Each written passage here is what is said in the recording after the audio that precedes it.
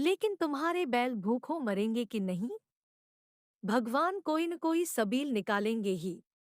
आषाढ़ सिर पर है, कड़बी बो लूंगा, मगर यह गाय तुम्हारी हो गई। जिस दिन इच्छा हो आकर ले जाना। किसी भाई का नीलाम पर चढ़ा हुआ बैल लेने में जो पाप है, वह इस समय तुम्हारी गाय लेने में है। होरी में बाल की खाल निकालने की शक्ति होती तो वह खुशी से गाय लेकर घर की राह लेता। भोला जब नकद रुपए नहीं मांगता तो स्पष्ट था कि वह भूसे के लिए गाय नहीं बेच रहा है, बल्कि इसका कुछ और आशय है। लेकिन जैसे पत्तों के खड़कने पर घोड़ा अकारण ही ठिठक जाता है और मारने पर भी आगे कद नहीं उठाता, वही दशा होरी की थी। संकट की चीज लेना पाप है, यह बात जन्म जन्मांतरों से उसकी आत्मा का अंश बन गई थी। भोला ने गदगद कंठ से कहा, तो किसी को भेज दूं भूसे के लिए? होरी ने जवाब दिया, अभी मैं राय साहब की दयोढ़ी पर जा रहा हूँ, वहां से घड़ी भर में लौटूंगा, तभी किसी को भेजना। भोला की आंखों में आंसू भर आए। बोला, तुमने आज मुझे उबार लिया होरी भाई। मुझे अब मालूम हुआ कि मैं संसार में अकेला नहीं हूँ, मेरा भी कोई हितू है। एक क्षण के बाद उसने फिर कहा, उस बात को भूल न जाना। होरी आगे बढ़ा तो उसका चित्त प्रसन्न था। मन में एक विचित्र स्फूर्ति हो रही थी। क्या हुआ, 10-5 मन भूसा चला जाएगा, बेचारे को संकट में पड़कर अपनी गाय तो न बेचनी पड़ेगी। जब मेरे पास चारा हो जाएगा तब गाय खोल लाऊंगा। भगवान करे मुझे कोई महरिया मिल जाए, फिर तो कोई बात ही नहीं। उसने पीछे फिर कर देखा। कबरी गाय पूंछ से मक्खियां उड़ाती, सिर हिलाती, मस्तानी मंदकती से झूमती चली जाती थी, जैसे बांदियों के बीच में कोई रानी हो।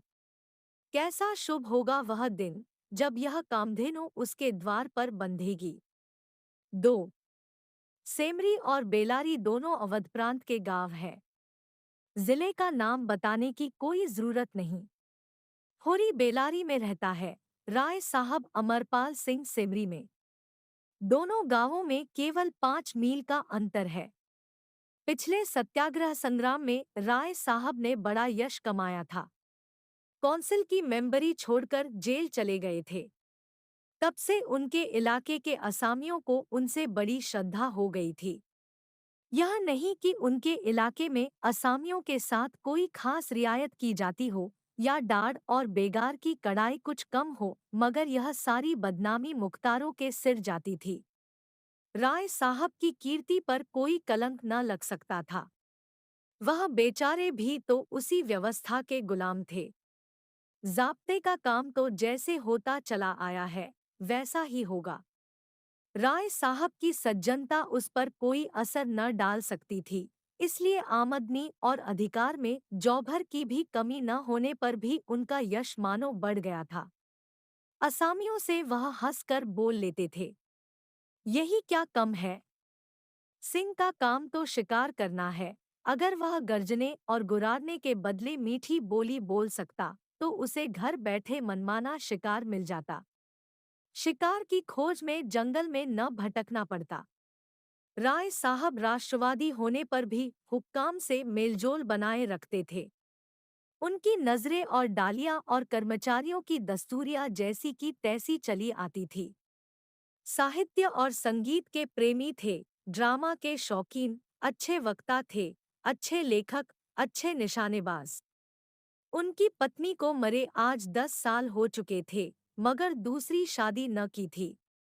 हंस बोलकर अपने विधुर जीवन को बहलाते रहते थे। होरी ड्योढ़ी पर पहुंचा तो देखा जेठ के दशहरे के अवसर पर होने वाले धनुष यज्ञ की बड़ी जोरों से तैयारियां हो रही है। कहीं रंगमंच बन रहा था, कहीं मंडप, कहीं मेहमानों का आतिथ्यगृह, कहीं दुकानदारों के लिए दुकानें। धूप तेज हो गई थी, पर राय साहब खुद काम में लगे हुए थे। अपने पिता से संपत्ति के साथ साथ उन्होंने राम की भक्ति भी पाई थी और धनुष यज्ञ को नाटक का रूप देकर उसे शिष्ट मनोरंजन का साधन बना दिया था।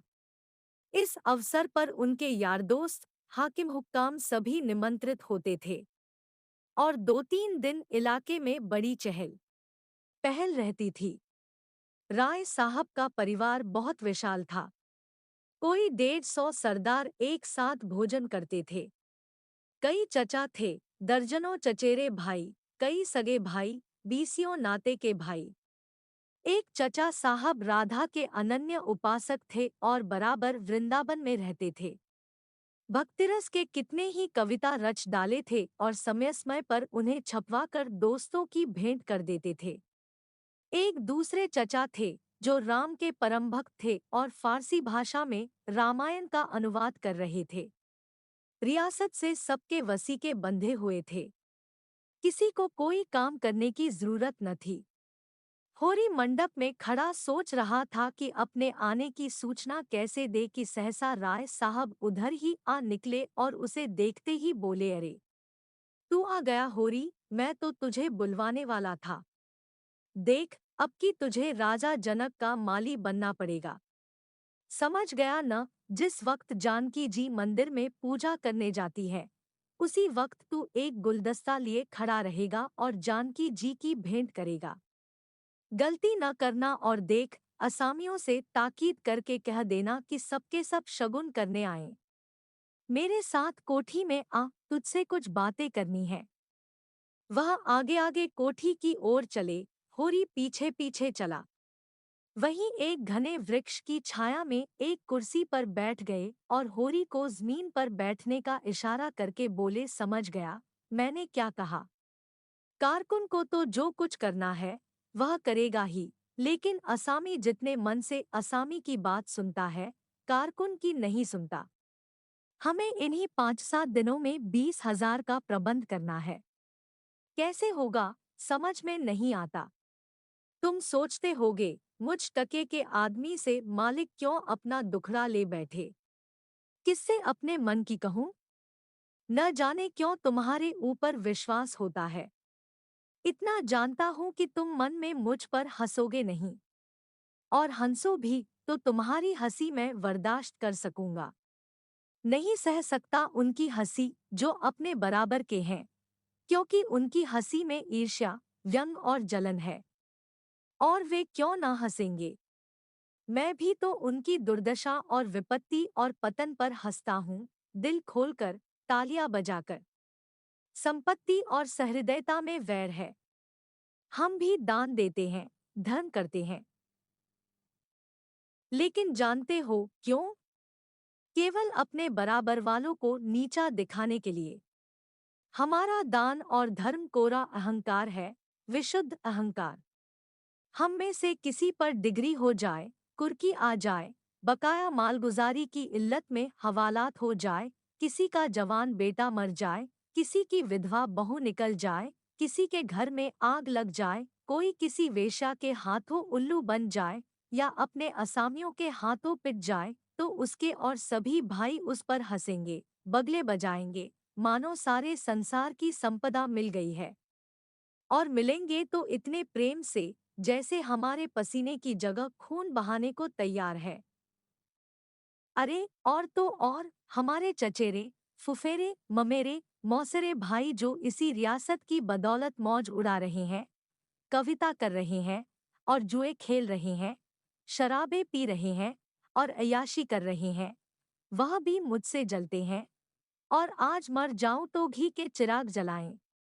मेरे दोहक को दोहक समझने वाला कोई नहीं। उनकी नजरों में मुझे दुखी होने का कोई अधिकार ही नहीं है। मैं अगर रोता हूँ तो दोहक की हंसी उड़ाता हूँ। मैं अगर बीमार होता हूँ तो मुझे सुख होता है। मैं अगर अपना ब्याह करके घर में कला नहीं बढ़ाता तो यह मेरी नीच स्वार्थ पड़ता है। अगर ब्याह कर लूं तो वह विलासांधता होगी। अगर शराब नहीं पीता तो मेरी कंजूसी है। शराब पीने लगूं तो वह प्रजा का रक्त होगा। अगर अय्याशी नहीं करता तो अरसिक हूँ, अय्याशी करने लगूं तो फिर कहना ही क्या। इन लोगों ने मुझे भोगविलास में फंसाने के लिए कम चालें नहीं चली और अब तक चलते जाते हैं। उनकी यही इच्छा है कि मैं अंधा हो जाऊं और ये लोग मुझे लूट लें, और मेरा धर्म यह है कि सब कुछ देखकर भी कुछ न देखो, सब कुछ जानकर भी गधा बना रहो। राय साहब ने गाड़ी को आगे बढ़ाने के लिए 2 बीड़े पान खाए और होरी के मुंह की ओर ताकने लगे, जैसे उसके मनोभावों को पढ़ना चाहते हों। होरी ने साहस बटोरकर कहा, हम समझते थे कि ऐसी बातें हम ही लोगों में होती हैं, पर जान पड़ता है बड़े आदमियों में उनकी कमी नहीं है। राय साहब ने मुंहपान से भरकर कहा, तुम हमें बड़ा आदमी समझते हो? हमारे नाम बड़े हैं, पर दर्शन थोड़े। गरीबों में अगर ईर्ष्या या वैर है, तो स्वार्थ के लिए या पेट के लिए। ऐसी ईर्ष्या और वैर को मैं क्षम्य समझता हूँ। हमारे मुंह की रोटी कोई छीन ले तो उसके गले में उंगली डालकर निकालना हमारा धर्म हो जाता है। अगर हम छोड़ दें तो देवता है। बड़े आदमियों की ईर्ष्या और वैर केवल आनंद के लिए है। हम इतने बड़े आदमी हो गए हैं कि हमें नीचता और कुटिलता में ही निःस्वार्थ और परम आनंद मिलता है। हम देवतापन के उस दर्जे पर पहुंच गए हैं जब हमें दूसरों के रोने पर हंसी आती है। इसे तुम छोटी साधना मत समझो। जब इतना बड़ा कुटुंब है तो कोई न कोई तो हमेशा बीमार रहेगा ही, और बड़े आदमियों के रोग भी बड़े होते हैं। वह बड़ा आदमी ही क्या, जिसे कोई छोटा रोग हो। मामूली ज्वर भी आ जाए तो हमें सरसाम की दवा दी जाती है। मामूली फुंसी भी निकल आए तो वह जहरबाद बन जाती है। अब छोटे सर्जन और मझोले सर्जन और बड़े सर्जन तार से बुलाए जा रहे हैं। मसीहुल मुल्क को लाने के लिए दिल्ली आदमी भेजा जा रहा है, बिशगाचार्य को लाने के लिए कलकत्ता। उधर देवालय में दुर्गा पाठ हो रहा है और ज्योतिषाचार्य कुंडली का विचार कर रहे हैं और तंत्र के आचार्य अपने अनुष्ठान में लगे हुए हैं। राजा साहब को यमराज के मुंह से निकालने के लिए दौड़ लगी हुई है। वैद्य और डॉक्टर इस ताक में रहते हैं कि कब सिर में दर्द हो और कब उनके घर में सोने की वर्षा हो। और ये रुपए तुमसे और तुम्हारे भाइयों से वसूल किए जाते हैं, भाले की नोक पर। मुझे तो यही आश्चर्य होता है कि क्यों तुम्हारी आहों का दावानल हमें भस्म नहीं कर डालता, मगर नहीं, आश्चर्य करने की कोई बात नहीं। भस्म होने में तो बहुत देर नहीं लगती, वेदना भी थोड़ी ही देर की होती है। हम जौ और अंगुलंगुल और पोर भस्म हो रहे हैं। उस हाहाकार से बचने के लिए हम पुलिस की, हुक्काम की, अदालत की, वकीलों की शरण लेते हैं और रूपवती स्त्री की भांति सभी के हाथों का खिलौना बनते हैं। दुनिया समझती है हम बड़े सुखी हैं। हमारे पास इलाके, महल, सवारियां, नौकर चाकर, कर्ज, वेश्याएं क्या नहीं है। लेकिन जिसकी आत्मा में बल नहीं, अभिमान नहीं, वह और चाहे कुछ हो, आदमी नहीं है।